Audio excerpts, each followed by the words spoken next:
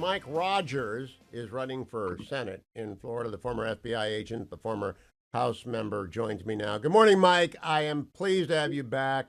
I want to ask you, as an FBI agent, are you shocked that a Chinese spy was in the New York governor's office, close to two New York governors? And how much damage could such a person do? Yeah, I'd like to say I'm shocked. I'm not. I mean, there is just a lack of perception of risk, I think, on behalf of Democrats. If you remember, the chairman of the Senate Intelligence Committee, Dianne Feinstein's driver, was found out to have been a Chinese espionage agent, Eric Swalwell from California. His longtime girlfriend was a Chinese agent. They are pervasive. You know, the FBI opens up a case every 12 hours on a Chinese espionage case happening in the United States. That's more rapid than during the Cold War, the Russians during the Cold War, Hugh.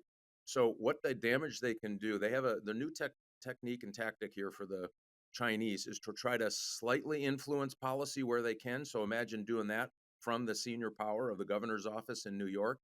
And one of the big things they got out of that, by the way, is there was a Taiwanese delegation coming to visit New York. This Chinese agent was able to work inside of the governor's office to get it canceled. There's one great example of the kind of the small things, but these over time can add up. The other thing that Well, they let me give you a do, big one, Congressman, future Senator.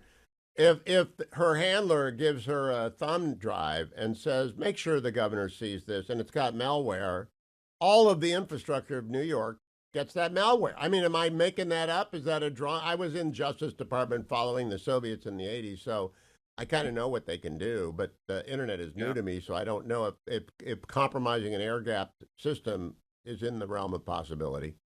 oh, absolutely, she would have access to all of it. And the new technique for the Chinese, Hugh, is to have human spies get access to credentials so they can break into the networks from Beijing. They don't have to do it, and they don't have to sneak in the office and put in the thumb drive.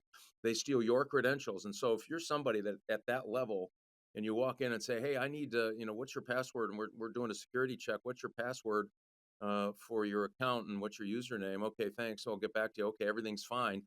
They just hand that off to the Chinese handlers, and guess what? They're in that network and they can go from there to, they call it island hopping. They can go from that network, the governor's network, to the public service network. That's why this is so dangerous and why we've got to start paying attention to what the Chinese are up to. And It's why listen, you've got to win. It's why you've got to win in Michigan. What is your website, by the way, Congressman? Because it's a high dollar race, but you need small dollar donors. I do. I absolutely do. And by the way, money's pouring in. George Soros pouring money, and they're going to try to buy this Senate seat. I need your listeners' help. RogersForSenate.com is the best place to go. Take a look at the website. Come on, small dollars go a long way. So please take a minute. If you believe in democracy and the future of the country, take a minute, get on, help us out. We're just going up on TV, and we need your help. And there's no D in Rogers. It's Rogers, RogersForSenate.com. Now, Senator, I mean, Super Senator, future Senator, I want to ask you about As my Admiral mother would Kirby. say, Hugh, from your lips to God's ears. Yeah, okay. I want to go to Admiral Kirby, and I want to repeat, patriot, veteran, I respect him. Yesterday, he sent an email to staff that he, unfortunately for him, hit reply all on, which demeaned Afghan veterans, saying it's only a handful who are complaining, and indeed they are all of one stripe. Close quote. They're Wow. complaining about the withdrawal Abigate. Should he resign?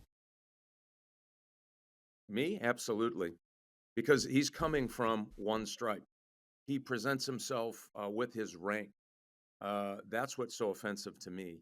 If he were just an average citizen, said something stupid, he probably should get smacked around a little bit and told counseled, as they say in the army. And I would, but I think as somebody as senior as he is, who's pitching day in and day out, the president's agenda, and using his rank in that position, I absolutely think he should resign. I mean, he's All a right. Navy guy who is a public affairs officer his whole career, and I get why he might not understand what those soldiers and those families are going through. I get that, but it gets no excuse for him to talk that way about veterans who are concerned about what the disastrous Afghan pullout that resulted in the death of 13 individuals that didn't have to die. The more I think about it, the hotter I get about this, Hugh. It's over at Fox News. I've tweeted out. I'm just so angry about it myself. Now, Mike Rogers, I watched the debate on Tuesday night. That night, I thought, okay, Kamala Harris won the battle, but Donald Trump is going to win the war. But now, upon further review, the officials in the booth have reversed my call on the field because it was so biased. It was so bad that I watched all day yesterday. Everybody knows ABC went in the tank. It was 3-on-1, and we were still talking about Springfield, Ohio, and 10 million to 20 million people coming over the southern border, and the economy kinda. I think maybe he will have won the debate in a week. What do you think? I think he absolutely won the debate, and I'll tell you why. Kamala Harris continued to show us her only plan is to tell you she has a plan.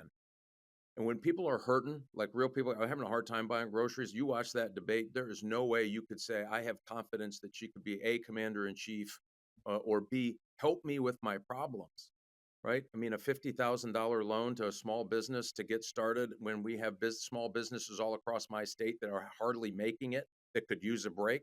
I mean, the just naivety of what she's trying to pitch to the American people as a solution is maddening to me. And at the end of the day, they still see the border problem. She never answered it. They still see the fact that she's been there for 4 years and has caused our economic pain in our state and all around the country. So I do think he won that debate. Listen, does everyone? That's like any debate. You wish you go back and go, "Ooh, boy, I wish I'd have thought of saying that." But you know what? At the end of the day, he's been president. His record was at least allowed to come out. The two commentators were in the tank when they came back, and he said, that he saw somebody on TV talking about pets getting eaten. They came back and said, "Oh, no, no, that's not true." Well, that's interesting. How were you so prepared to fact check that particular point? I mean, it's unbelievable how in the tank those two were. They fact checked the David President Yost, Trump. by the way, David Never Yost, once the fact checked attorney, her. the Attorney General of Ohio put this out yesterday. There's a recorded police call from witnesses who saw immigrants capturing geese for food in Springfield. Citizens testified to city council. These people would be competent witnesses in court. Why does the media find a carefully worded City Hall press release better evidence? Dave Yost, a friend of mine. I'm just curious. I didn't know about Springfield until Tuesday night. 15 to 20,000 Haitian migrants have been dropped on a city of 58,000 people. Has anything like that happened in Michigan? We haven't seen that number in one place, but we have drug cartel gangs operating in Southeast Michigan. We have both Chileans, all came across the southern border, and the Colombians. We have an illegal raped a minor girl in Oakland County, a sexual assault of a minor girl, another illegal in Livingston County. An illegal exposed himself in a commercial enterprise to a 9-year-old girl. And by the way, as a law enforcement guy, Hugh, I can tell you that he's on his journey if he hasn't already committed sexual assault. And so you start thinking of what the damage is actually happening in real communities. And we had lost 3,000 people to fentanyl. They don't seem to be interested. I mean, certainly the commentators, I don't think they probably have put gas in their own tank in a very long time because they certainly weren't interested in pressing her on their policies Oh, that they caused these haven't. problems, including the You know, crime Mike, in our state. I've lived their lives. I know their lives. They don't put gas in the tank. They never do. They don't go shopping. Let me ask you this to close. You've done or are doing debates with your opponent. Are your moderators remotely fair? Because I wrote for Fox News this morning. That was the worst debate in the history of presidential debate. And it's not. There wasn't one question on China. There wasn't a question about Hirsch Goldberg pollen.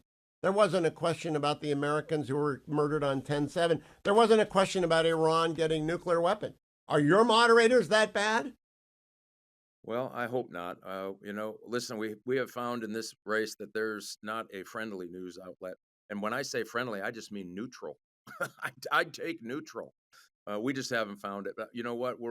I think we're going to take the opportunity to present the issues as we know them. And if they're not going to get to the questions, I'll try to make it known what I think is important for the state in the future. Again, it is hard out there because people already have bought in, and when you get everybody bought in, against what we're trying to do for the future of the country is pretty frustrating.